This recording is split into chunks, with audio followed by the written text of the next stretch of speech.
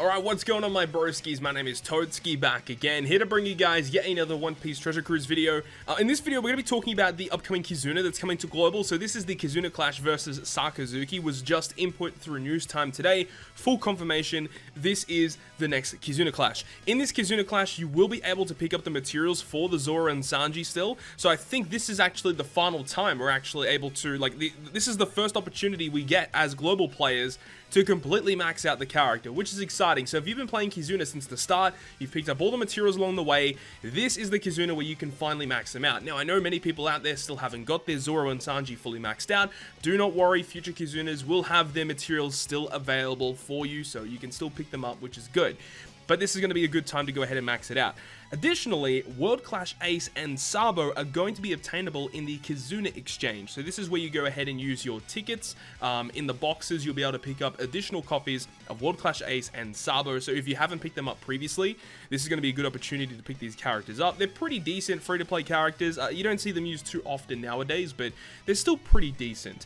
As for the units that are actually boosted for this KIZUNA Clash, you've got the brand new KUZAN, of course. You've got all of the World Clash units, which do include the rare recruits as well as the Ace and Sabo that you can actually get in the exchange. I wouldn't really suggest using the Ace and Sabo though, because all of the bosses are either strength, dex, or quick, so Sabo and Ace don't give you any type advantage for these fights, and in my personal opinion, they're not going to help you out all that much, so I don't think they're going to be good for certain teams. Maybe if you want to run strictly free-to-play, you probably could find some ideas to use them, but I would probably steer clear of them. And also Jinbei V2 is going to be boosted as well, which is obviously going to be really good against the quick variation of this boss. But I'm making this video today because I want to talk about this KIZUNA Clash specifically. This is not going to be as formal as other preparation videos like my treasure map ones or anything like that. But I want to just give you guys some kind of like tips and pointers as to some characters that should be put through your mind as to ones that are going to be good for this KIZUNA Clash. Because having a look at the breakdown for this KIZUNA, I've got to say personally, this is going to be one of the most difficult KIZUNA clashes, I think, for the One Piece Treasure Cruise community.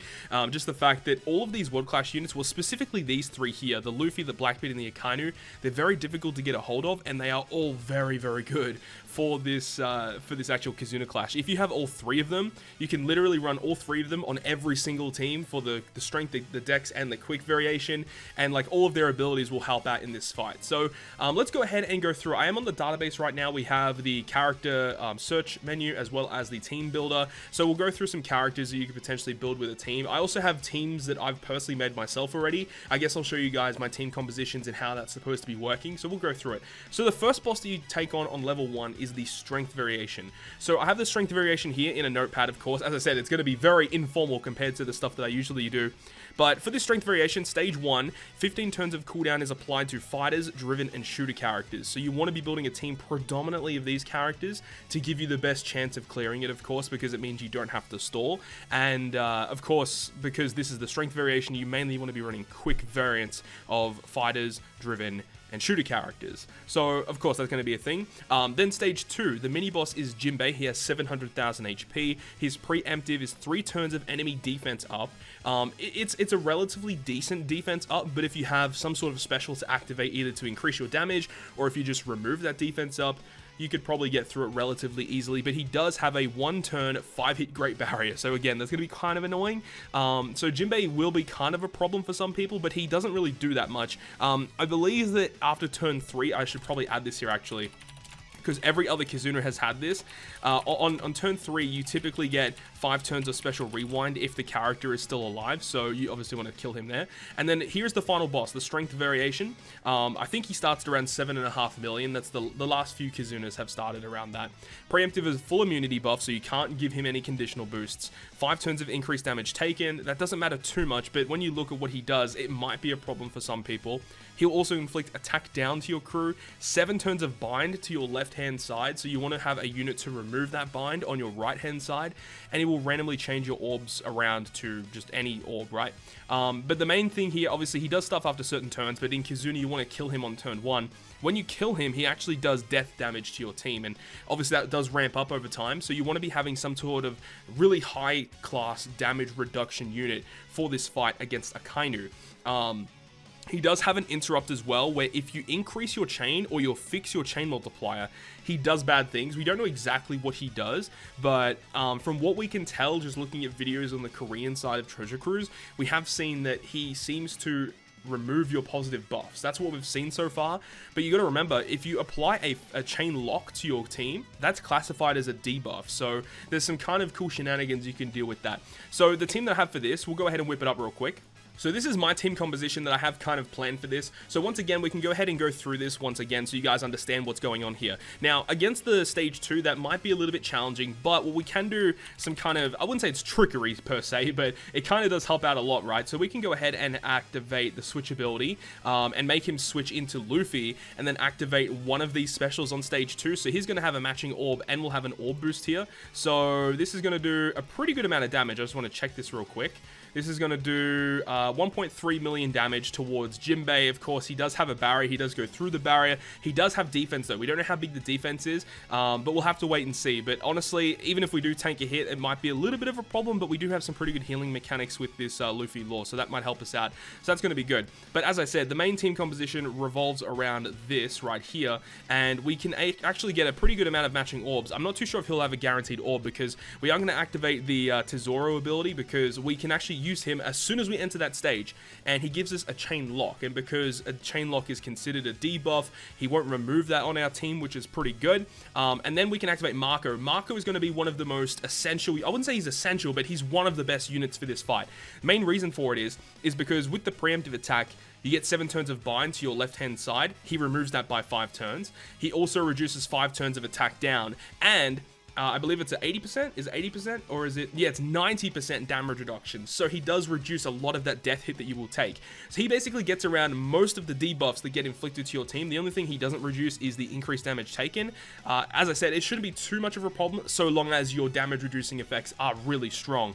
And then once you have like someone like that to remove debuffs, you can then apply other effects on top of that to give you more damage. But this is the problem, is that there are so many gimmicks in these boss fights. The Kizuna is going to be a very big challenge for many players. So in terms of other units that you could use to remove like the bind or the attack down, we can go ahead and go through special filters real quick.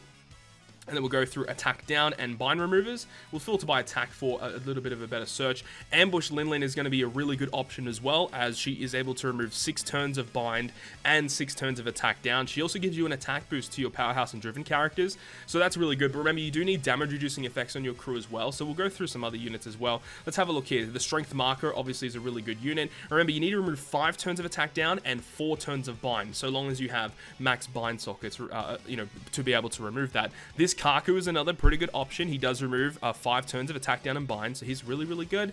And I think that's about it in terms of units that reduce bind and attack down. But you want maybe someone that is like a damage reducer, so we can filter damage reducer and a bind remover. Once again, Marco is right here.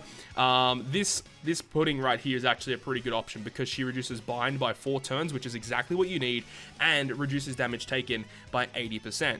This Iron is also here. I don't know if I recommend Iron all that much, but she is a pretty decent option, because you can use her special twice, so you can get healing on top of 70% damage reduction, and she will remove 4 turns of bind in total when you use her special ability. So you got to use the database here. Make sure to filter through these debuffs. This is why I always use the database, and I do highly suggest it for players out there that kind of struggle to build teams. The database is one of the best resources you can use in order to help you with team building. So, but yeah, basically with this team, we're able to get the orb boost, we get the really good captain abilities, the chain lock, the type boost, the color affinity. Not really too sure about Magellan and Hannibal, might be replacing them. I probably will replace them. We'll have to wait and see. But this is what I'm going with so far. If you guys want to build something similar to this, I probably would suggest it. But remember, so long as you are getting around these debuffs, and as long as you have a way to basically tank some damage, so whether it be maybe Bato Cavendish is a really good option as well, right? Because fighter driven and shooter, you could run a driven team with Bato and Cavendish. That's a lot, one of the ones that people were talking about earlier today.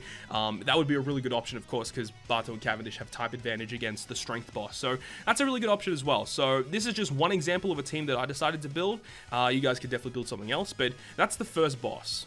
So the next boss is the DEX Variation. This one, in my opinion, is the easiest out of all of the other bosses, so it's fine. If you can get around the Strength Variation, then I think you'll be fine for the rest of them. But the DEX Variation, 15 turns of cooldown is applied to Free Spirit, Powerhouse, and Cerebral units, so that is a pretty good array of characters, and those three classes are arguably the best classes in Global right now, so that's really good. Stage 2 on the DEX Variation is against Aokiji with 700,000 HP. He has a Resilience buff, and he has a 3-turn 2-hit perfect barrier. Now this does seem annoying, however there is one really good unit that you can bring to this fight and it makes it so much easier. We'll talk about that in a minute.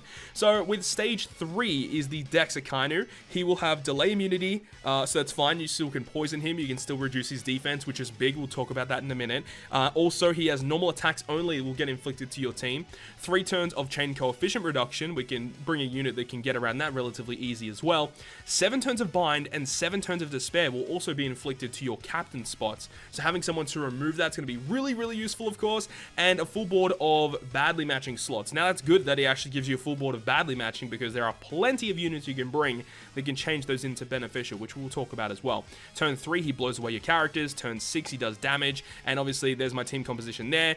Sabo Koala is going to be really good here because of this, but we'll go through that in a second. But the main unit that I was talking about, right, the character that's going to be really good for this fight and like legitimately is like I would say he's almost required, I would say, because not only does he have type advantage, but he gets around all the debuffs on stage 2 basically and helps you with stage 3. So this is Colosseum Mole. Now the reason why he's so good, right, remember what we said on stage 2, resilience buff gets applied here. So with his special ability, when you activate it on stage 2, he removes the resilience of the enemy, he applies a conditional boost, but then he says, after, you know, a certain amount of perfects, it is 2 perfects. You have to hit 2 perfects, and then when you move on to the next turn, then the enemy will actually get a, they'll get their defense reduced. And because it's a 3-turn conditional boost, that means you can remove the resilience on stage 2, get a conditional boost there, move on to stage 3, and you'll get another conditional boost for free. So Colosseum Mole is what you should be aiming to build your team around for this fight. If you do not have him,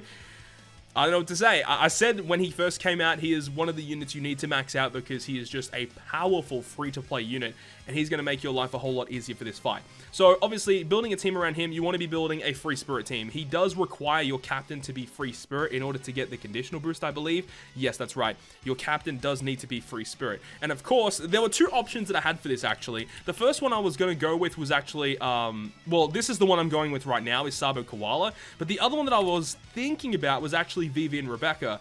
Vivi and Rebecca are actually a really good unit here, and I am using them as a sub on my team. And the main reason for that is because of their really powerful switch ability, and of course they've got a good special, but their switch ability is really nice because, remember on the final boss fight, you get inflicted with 3 turns of chain coefficient reduction. So if you bring a chain locker, you don't even have to remove the chain coefficient reduction. It makes it a lot easier.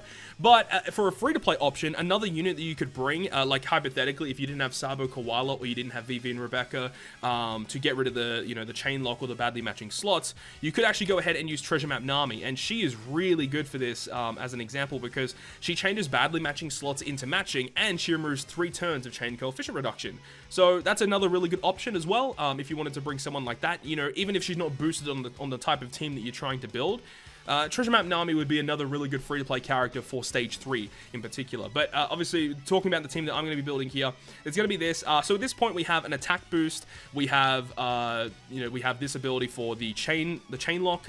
We have this color affinity as well. We have this conditional boost. Basically, another unit that we wanted to bring here as well is the World Clash Luffy. I personally own the World Clash Luffy. He's not required for this team, but he makes your damage output much higher. But the thing about it is his special ability will remove 4 turns of Bind and Despair, which is exactly what will get inflicted to your team here. So if you don't have this Luffy, you would have to go ahead and search, of course. So let's go to the special filters, and we'll go with a Bind and a Despair remover. We want to make sure it's either Free Spirit or Cerebral because we are bringing Sabo and Koala captains. So let's have a look here. Free Spirit, you do have this Commander Smoothie. She does have double special activation and can remove Bind and Despair by 2 turns, and if you use it twice, you'll get the 4 turns of removal. You could use the dual unit of Ivankov and Bon Clay. They remove 5 turns, I believe. Yeah, 5-turn removal. That's another good unit. Who else could we bring here? not too many other units I can see. But yeah, those two that we talked about. The Ivankov Von Clay, the Sweet Commander Smoothie, any Cerebral units potentially. Let's have a look. You could bring this Kuma. His special ability has a chance to KO the enemy. That'd be actually a pretty big meme if you could just launch his special, remove the Bind and Despair, and then he just instantly KOs the Akainu. That would be hilarious, actually. So that's something you could potentially do. Charlotte Pudding, she removes it, right? Bind and Despair, yeah, so she is a cerebral shooter. Yeah, so you could actually bring her if you wanted to. So that's another good option as well. There's lots of options here. Of course, a lot of the ones we just talked about are rare recruit options, but you definitely need a unit to remove Bind and Despair. That's a given. And at this point, we have an attack boost, we have color affinity, we have conditional boost, we have a full border matching orbs with their special as well. We need an orb booster. We don't have an orb booster on our team. So the one that I've chosen, it could be replaced. You can put whatever you want, but I'm just putting Raid Ace. And at this point, we're guaranteed a full board of orbs. We get this, we get this, we get this, and we get this. This is a pretty big amount of damage, and of course this doesn't include cotton candies. This does not include the buff that World Clash Luffy will have. So this is going to do a pretty good amount of damage, but not as much as other Kizunas. And that's something that I've noticed here is, because there's so many gimmicks that you have to build for, in terms of damage output, I don't think a lot of people are going to get like crazy numbers in this Kizuna. Like last Kizuna, people were getting up to like level 200. I don't think that's going to happen this time around. It doesn't seem like that's going to happen. But let's talk about the final variation, because this is already a really long video. So let's go ahead and talk about the last one, which is the Quick Boss. The Quick Boss is a little bit challenging as well. So for stage 1, you need to bring Strength, Dex, and Quick units. It's very simple, and I think a lot of people should be building Strength, Dex, and Quick teams for all of these bosses anyway. So the Quick variation makes it very easy. Now, on stage 2 of the Quick Boss, you've got Sabo as a mini-boss, 700,000 HP. He will give you 4 turns of Chain Lock, which is kind of annoying to deal with. He also buffs his own attack, but he doesn't have a barrier or anything that you have to get around, so that's nice at least. But then the final boss, Akainu, 7.5 or more, he'll have the Delay immunity and regular poison immunity, so you can still apply strong poison or toxic. That will actually still work here, and you can reduce his defense. He also has 5 turns of damage threshold, so you do need a unit to remove that. Normal attacks only will also get inflicted, and he does have a barrier, 30 hit barrier for 1 turn, so as long as you have a unit to remove 1 turn of barrier, it's going to be easy. And then also he changes your orbs into block. When the enemy changes orbs into block or badly matching, it does make your life a whole lot easier, because it's a lot easier to bring units that can change those orbs into matching rather than like a full board orb changer when you have just random slots. So this is making it a lot easier. Now, he does have an interrupt. If you activate any special ability that gives you beneficial slots, he does bad things. We don't know what it is, but he mentions in the preemptive, do not activate beneficial orb enable.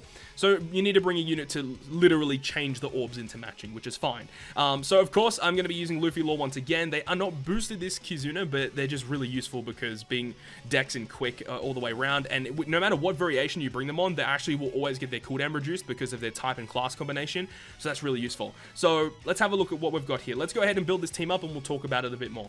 So this is the team that I'm aiming to build for this specific boss, the Quick Variation.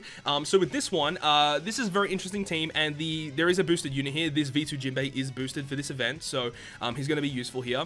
You can use him as a captain potentially, but there are conditions with him. Of course, you need to have 1 strength, 1 dex, and 1 psi unit on your team to fulfill that. So he is a little bit difficult to team build with, but you know, if you got to do what you got to do, right? So it's fine. Now the stage 2 boss, we have Sabo here. Now because he is strength, we can just go ahead and switch him into Law for the attack boost. We can activate his special, but it wouldn't be good to activate his special. We could activate one of the other special abilities, so we can have kind of a situation where it's like this, something like this.